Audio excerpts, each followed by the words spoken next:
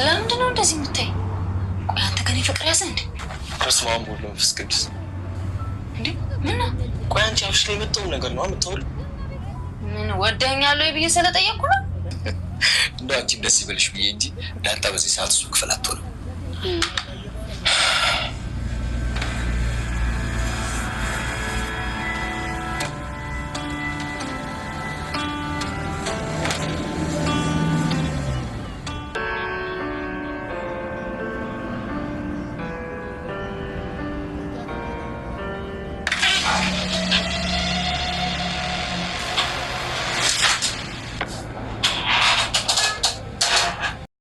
አቶ ደረጀ ዳጣና ናታን አንድ ክፍል ውስጥ ሆነው ያወሩ ያለ ሳያንኳኩ ድንገት በሩን ብርግድ አድርገው በመግባት አስደንግጠዋቸዋል።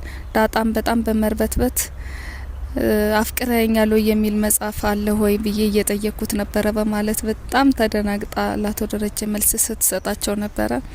በዚህም ሁኔታ ናታንም በጣም ነበረ ግራ የተጋባው። እሷን በማስወጣት ናታንን ለብቻው ሊመክሩትና ሊያስጠነቅቁት ሞክረዋል። እዚህ ቤት ያሉት ልጆች እንዳለ እህቶች ናቸው፣ እነሱን ማክበር አለብህ። ወደ ሌላ አቅጣጫ ቢያስቡ እነሱ አንተ መክረህና ገስጸ ልትመልሳቸው ይገባል በማለት ብዙ ምክር ሲመክሩት ነበረ። መጀመሪያ ግን አቶ ደረጀ ወደ ናታን ክፍል እንዲሄዱ ያደረጓቸው ያቶ ደረጀ ባለቤት ነበሩ። እርግጠኛ ነኝ ከናታን ክፍል ነው የምትሆነው ብላ ስትላቸው አይ አትሆንም፣ ግን ደስ እንዲልሽ እጄ ቼክ ማድረግ እችላለሁኝ በማለት በእርግጠኝነት እዛ አትኖርም ብለው ነበር እሳቸው ወደ ናታን ክፍል የሄዱት። ግን ናታን ክፍል እሷ ቁጭ ብላ ነበረ በሰዓቱ እና ያዩትን ነገር ያው የሌላ እንዳልሆነ ገብቷቸዋል። ግን ደግሞ ሴትና ወንድ ስለሆኑ ብዙ መቀራረባቸውን የፈለጉት አይመስልም አቶ ደረጀ። ከዚህም በመቀጠል በቅርቡ ወደ አውሮፓ ጉዞ ስለሚያደርጉ የልጆቻቸውን ነገር ኃላፊነት ለናታን እንደሚሰጡትና ባለቤታቸውም ልጆቻቸውም እንደሚናፍቋቸው እየገለጹላቸው ነበረ። ከባለቤታቸው ጋር መኪና ውስጥም ቁጭ ብለው ብዙ ውይይት ሲያደርጉ ነበረ። ስለ ውሃ የዋህነት የጤና እንዳልሆነ በቃ ብቻ የውሃ ጉዳይ በጣም እያስጨነቃቸው እንደሆነ በጣም ሲወያዩ ነበረ የነበረው። በዚህ መሀል የአቶ ደረጀ ባለቤት ይህን ያክል አመት አብረን ኖረን ልጅ ወልደን ምናምን እንኳን እስካሁን ስቲል ድረስ በጣም ፍቅሬ አዲስ ነው የሚሆነው፣ ትናፍቀኛለህ ያለች ፍቅሯን ስትገልጽላቸው ነበረ ለሳቸው። ሰላም ጤና ይስጥልኝ ውድ የዳራ ቲዩብ ተከታታዮች እንደምን አላችሁ? ሼር፣ ሰብስክራይብ፣ ላይክ በማድረግ ፕሮግራሜን እስከ መጨረሻው በትዕግስት እንድትከታተሉኝ በአክብሮት እጠይቃለሁ። ዳጣ ክፍል 14 ምን አዲስ ነገር አለ የሚለውን በተከታይነት የምናይ ይሆናል። እንግዲህ አቶ ደረጀ ወደ አውሮፓ ጉዞ ለመሄድ እየተዘጋጁ እንደሆነ ቀደም ሲል አይተናል። በዚህም የተነሳ አበጌ ለብቻቸው ይዛ በማባበል ስልክ እንድታመጣልኝ ይፈልጋለሁ ስትል አዲስ ስልክ አይደልሽ እና አይደል እንደ ያለሽ ሲሏት ካሜራው ብዙ አያምርምና እንድታመጣልኝ ይፈልጋለሁ በማለት ስትለማመጣቸውና በጣም ተለሳልሳ ጥሩ ልጅ መስላ በጣም ስትለማመጣቸው ነበረ። እና ደስ ያለኝን አመጣልሻለሁ፣ ግን ለዳጣ ምን ልታመጣላት አሰብክ በማለት ምን እሷ ምንም አላለችኝም፣ ግን የሆነ ነገር ላመጣላት አስቤያለሁ ብሎ ሲነግራት ያው እሷ በቅናት በጣም ስለታወረች ሁሉ ነገሯ ከዳጣ ጋር ነው ፍክክር የጀመረችውና በቃ የኔን ተውና ለዳጣ የምታመጣላትን አምጣልኝ፣ ለኔ ምን እንደሆነ አላወቀችም። እንግዲህ ምን ሊያመጣላት እንዳሰበ እሷም ደግሞ ይሄን አምጣልኝ ያለችው ነገር የለምና የኔ ያልኩህን ተውና ለዳጣ የምታመጣላትን አምጣልኝ በማለት በቅናት በታወረ አእምሮዋ እንደዚህ ያለች ስትለምነው ነበረ። በዚህም በጣም በመናደዳቸው ከመኝታ ቤታቸው ዞር በይልኝ ብለው ነው ያስወጧት።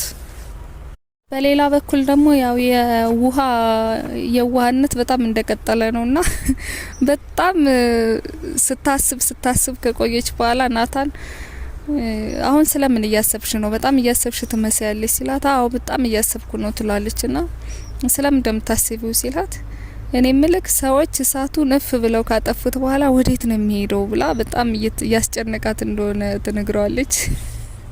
እና በዚህም በመቀጠል ናታንም ከዚህ በመቀጠል አንዳንዴ ውስጥሽ ተቃጥሎ አያውቅም ማለት አዎ እንደውም እኮ ጧጧት እኮ ካፌ ጭስ ይወጣል ስትለው በቃ አንቺ ውስጥ ነው የሚገባው በማለት ሲያሹፉባት ነበረ። በሌላ በኩል ደግሞ ሰላም የናታንን ክፍል ያው እንግዲህ እያጸዳች ያለ ዳጣ ገብታ አልጋ ላይ ትቀመጣለች። እኔ ምልሽ ዳጣ ማታ ጋሽ ተቆጡሽ እንዴ ትላታለች። ለምኑ ናታን ክፍል ስለነበርሽ ነው። አረ ምንም አልተቆጡኝም፣ በጣም ተናደዋል። አይ አልተናደዱም። አቶ ደረጀ እኮ ይናደዱ አይናደዱ ጸባያቸው ያው አያስታውቅም።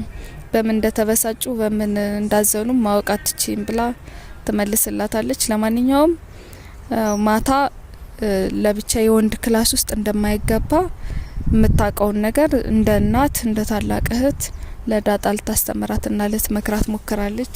በዚህ መሀል ዳጣ የሰላምን መጥረጊያ ተቀብላ እኔ ላግዝሽ በማለት መጥረጊያውን ስትቀበላት የናታንን ክፍል ማጽዳት ደስ ስለሚልሽ ነው ብላ ሰላም ለዳጣ ትጠይቃታለች። አይ አይደለም ስለምታሳዝኝኝ ነው። ለምንድነው ማሳዝንሽ ስትላት እኔም ብቻ አይደለም ናታንንም ጋሸንም ትዬንም ቢሆን ታሳዝኛቸዋለሽ፣ በጣም መልካም ሴት ነሽ በማለት ለሷ ያላትን ፍቅር ስትገልጽላት ነበረ። ሰላምም ከዚህ በመቀጠል ዳጣ ለምንድን ነው ግን ናታን ላይ በጣም የምትንቀባረሪበት? ለምን አታዋሪውም? በስስት ነው የሚያይሽ፣ ይወድሻል በማለት ስታብራራላት ነበረ። ግን ይሄንን ለማመን ውስጧ ብዙም ፈቃደኛ የሆነ አይመስልም። ዳጣ በጣም ፍራቻ ውስጥ ነው የምትገኘው። በሌላ በኩል ደግሞ ናታን በተቀመጠበት ሄዳ ከጎኑ በመቀመጥ አቤጌል የማይሆን ሀሳብ የተመታ ሀሳብ እያመጣች በጣም ስትነዘንዘው ነበረ። እንግዲህ አባዬ ወደ አውሮፓ ሊሄድ ስለሆነ እኔ እናንተ ብቻችንን እንደፈለግን ሆነን መዝናናት እንችላለን፣ የፍቅር ቄጠማ እየቀነጠስ እንደፈለግን ስንሆን መቆየት እንችላለን እያለች ስትጨቀጭቀው ነበር የቆየችው። እሱም እንዴት እንደዚህ ልታስብ ይቻልሽ በማለት ያው በሰመመን ውስጥ ሆና በህልሟ እያለመች እንደሆነ ሊነግራት ሞክሯል። በጭራሽ እኔ እንደዚህ ላደርግ አልችልም፣ ግን እንዴት እንደዚህ ታስቢያለሽ ሲላት እስኪ አስበው ኩሪፍቱ ሄደን እኔ እናንተ ለ3 ቀን ለ4 ቀን አንተም አባቴ ልጠይቅ ሄድኩ በል እኔም ፊልድ እንደምወጣ ልናገርና እንደፈለግን ስንሆን እንሰብት በማለት ልታሳምነው ስትሞክር ነበረ። እሱ ግን ያው ይሄ የቂል ሀሳብ ነው፣ ምንም ልቀበልሽ አልሞክርም በማለት መልሶላታል። ዋን ሊቀበላት ስላልቻለ እንግዲህ ውስጧ በቅናት የተንገበገበችው አቤጌል የዳጣ ስልክ አጠገቧ ነበርና ውሃ የሷን ፓስወርድ ታውቀው ከሆነ ስትጠይቃ ታውቀዋለሁ ብላ ውሃ በዋህነት ከፍታ ትሰጣታለች። በመቀጠልም ውሃን በማይሆን ነገር አበሳጭታ ካጠገቧ ካባረረቻት በኋላ ዳጣን በመምሰል ለናታን ቴክስት ስትጽፍለት ነበረ።